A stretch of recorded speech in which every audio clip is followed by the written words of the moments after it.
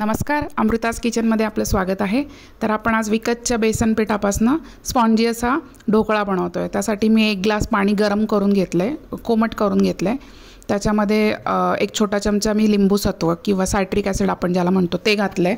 त्यानंतर तेवढ्याच प्रमाणामध्ये मी साखर घातली आहे आणि मीठ अंदाजे घातलंय।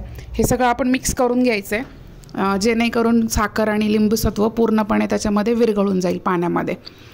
त्याच्यानंतर मग मी त्याच्यामध्ये एक छोटा चमचा मिरची आणि आल्याची पेस्ट घालते। बघा आता हे मस्त मिक्स झालं आहे। आता आपण मिरची आल्याची पेस्ट घालतो, ती पण मिक्स करून घ्यायची आहे आणि त्यानंतर त्याच्यामध्ये बेसन पीठ आपल्याला ॲड करायचं, विकतचं जे असतं पॅकेटचं ते।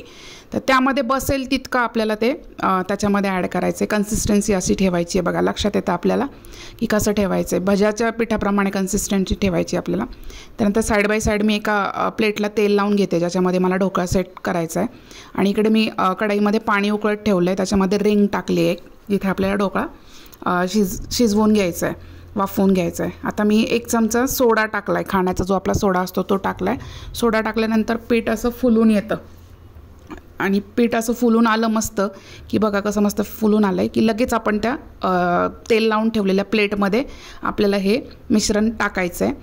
आता आपण बघा मस्त फुगलं आहे ते पीठ असं फुगून येतं आहे आणि आता आपण त्या प्लेटमध्ये टाकलं आहे। त्यात बसेल तितकं थोडंसं आपल्याला जागा ठेवावं लागेल, वरती फुगून येईल ढोकळा त्यासाठी।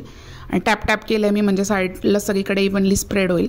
आता मी त्या कढईमध्ये हा ढोकळा ठेवून दिला आहे होण्यासाठी 10 मिनटं, एक छोट्या फ्लेमवर 5 मिनिट आणि मोठ्या फ्लेमवर 5 मिनिट, असं 10 मिनटं आपण हे वाफवून घेऊ। हा ढोकळा जो आहे तो मी त्याच्यावर झाकण ठेवलं आहे। आता तर 10 मिनटं झालेत, तर बघू आपण कसा झाला आहे तो। तर आपण उघडून बघतोय, बघा मस्त असा स्पॉन्जी असा आपला ढोकळा रेडी झाला आहे। तर आपण सुरीने चेक करू, सुरी घातली आहे मी त्याच्यामध्ये, बघा काही त्याला लागलेलं नाही आहे मिश्रण। इट मीन्स ते व्यवस्थित झाला आहे, तो ढोकळा आपला शिजला आहे व्यवस्थित।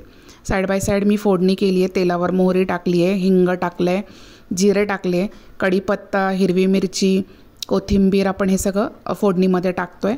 ही फोडणी आपण कडक कशी होऊ द्यायची आहे, बघा मस्त कडक फोडणी झाली आहे। आता ही फोडणी आपण ढोकळ्यावर स्प्रेड करू, इव्हनली स्प्रेड करू सगळीकडे। तुम्ही बघा साईडने असा ढोकळा सुटलेला दिसतो आहे प्लेटला। तर मस्त असा आपला ढोकळा रेडी झालेला आहे। मी सगळी फोडणी त्याच्यावर पसरवली आहे, वरतून थोडीशी ताजी कोथिंबीर टाकली आहे, तर छान असं दिसतं आहे बघा, तो मस्त ढोकळा दिसतो आहे। त्याच्यानंतर मी आता याचे पीसेस कट करून तुम्हाला दाखवते, जेणेकरून तुम्हालाही कळेल की किती स्पॉन्जी हा ढोकळा होतो। बघा मी पीसेस कट केले आणि किती स्पॉन्जी आणि हलका असा ढोकळा झाला आहे। फक्त लिंबू सत्व आणि हे वापरलं आहे मी, खायचा सोडा वापरला, इनो वगैरे काही वापरलेलं नाही आहे। तर रेसिपी तुम्हाला आवडली असेल तर नक्की ट्राय करा आणि अमृताज किचनला सबस्क्राईब करा। थँक्यू।